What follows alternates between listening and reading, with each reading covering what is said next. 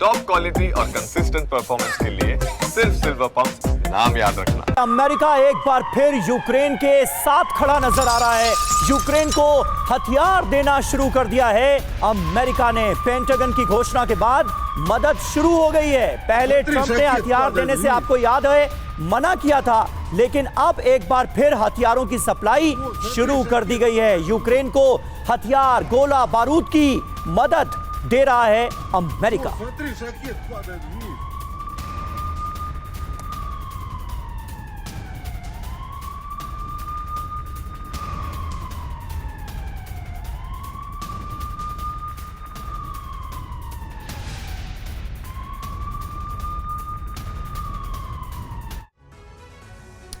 तो ये देखिए, अब नाटो की तरफ से यूक्रेन को और ज्यादा जो मदद है यानी कि हथियारों की सप्लाई वो की जा रही है। और जाहिर सी बात है ये एक बड़ी स्ट्रेटेजी है, बड़ी रणनीति है जिस पर नाटो देश काम करते हुए नजर आ रहे हैं। अमेरिका यानी कि डोनाल्ड ट्रंप जो लगातार हिचकिचा रहे थे अपने सेकेंड टर्म में कि यूक्रेन को और ज्यादा हथियार सप्लाई की जाए, लेकिन अब वो खुलकर रूस के खिलाफ आ गए और बाकी नाटो देश भी ऐसा कर रहे हैं। अब सवाल है और आपको बताते हैं कि यूक्रेन को आखिर कौन कौन से देश हथियार की सप्लाई कर रहे हैं। यूक्रेन को हथियार सप्लाई रुकने वाली नहीं है और वाकई में जंग और भड़केगी। सबसे पहले अगर जर्मनी की बात करें तो पैट्रियट डिफेंस सिस्टम और टॉरस मिसाइल देने का फैसला किया गया है। इसके बाद अगर बात करें ब्रिटेन की, स्टॉर्म शैडो और एएस रैम मिसाइल देने का फैसला किया गया है। बात नॉर्वे की करते हैं, पैट्रियट डिफेंस सिस्टम देने का फैसला। फ्रांस की बात करें तो मिलान गाइडेड जो मिसाइल है वो फ्रांस की तरफ से यूक्रेन को दी जाएगी और पोलैंड रिकॉनेसेंस ड्रोन देगा। यानी इस तरह से जो नाटो है वो खुलकर और ज्यादा मदद कर रहा है। और अश्विनी श्रीवास्तव, जाहिर सी बात है कि ये पुतिन को बिल्कुल भी एक्सेप्टेबल नहीं होगा। और क्या लगता है जब इतनी भारी मात्रा में मदद पहुंचेगी और यूक्रेन और बड़े हमलों को अंजाम देगा तो इसका क्या असर हो सकता है वॉर जोन में? बिल्कुल, देखो करुणा, इसमें कोई शक नहीं है कि कहीं ना कहीं पहले डोनाल्ड ट्रंप ने सोचा था कि ये इस लड़ाई को रुकवा पाएंगे और उन्होंने कोशिश भी की और इसीलिए उसने यूक्रेन को हथियार देने के लिए मना कर दिया था। मगर जिस प्रकार से उनकी कोशिश बिल्कुल नाकाम हो गई और ऐसा लगता है ये लड़ाई कम होने की बजाय रूस जो है वो ज़्यादा अग्रेसिव हुआ। अगर अभी यूक्रेन की मदद नहीं की गई तो यूक्रेन लड़ नहीं पाएगा। तो इसलिए अब जो अमेरिका खुल के आ गया है, जो सबसे इम्पोर्टेंट चीज़ उसने हथियार दिया है वो पेट्रियट एयर डिफेंस सिस्टम है।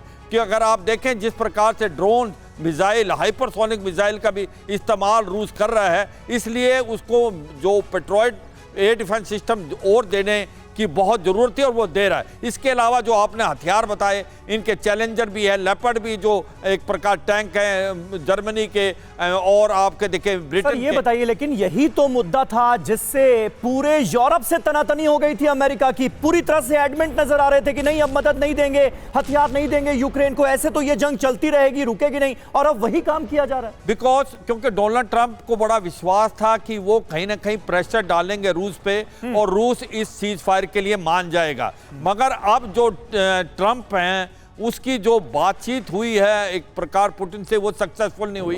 पुतिन क्या कुछ इरादा और है। और मुझे लगता है कि अब जो बहुत अच्छा क्वेश्चन पहले पूछा था कि भाई अभी जो इकोनॉमिक सैंक्शन अगर लगा देंगे स्पेशली भारत पे 500%, तो क्या इसका इंपैक्ट होगा रूस पे? मुझे लगता है बहुत होगा। सच्चाई ये है कि रूस आज तक लड़ क्यों पा रहा है। रूस दो चीजें देता है वर्ल्ड को, एक तो देता है गैस और ऑयल और दूसरा देता है आर्मामेंट। गैस ऑयल जो था उसका चीन और भारत खरीद रहे थे। अगर आप मैं ध्यान पीछे ले जाऊं अपने व्यूअर्स का, तो एक टाइम में ईरान के ऊपर जब सैंक्शन लगाई थी तो उसने काटसा लगा दिया था, countering America adversary through sanction act. हम 28% वहां से ऑयल लेते थे, हमने 0% कर दिया। इस पर काटसा नहीं लगाया था क्योंकि गैस और ऑयल वो यूरोप को भी जाता था। मगर अभी अमेरिका ने मन बना लिया है कि अब उसके ऊपर काटसा लगाएगा। अगर लगाएगा तो मुझे लगता है इकोनॉमी पे इंपैक्ट होगा रूस की आने वाले समय में। अब मुझे लगता है ये लड़ाई जो है और भयानक होगी। हथियार और दिए जाएंगे यूक्रेन को नाटो और अमेरिका से, और उधर जो रूस को आप नॉर्थ कोरिया भी दे रहा है, ईरान भी दे रहा है। बिल्कुल सही बात है। और अगर ऐसा होता है, डोनाल्ड ट्रंप ये फैसला लेते हैं, तो दुनिया भर में तेल की कीमतों में इजाफा होगा। पूरी दुनिया पर इस जंग का इंपैक्ट पड़ता हुआ नजर आएगा।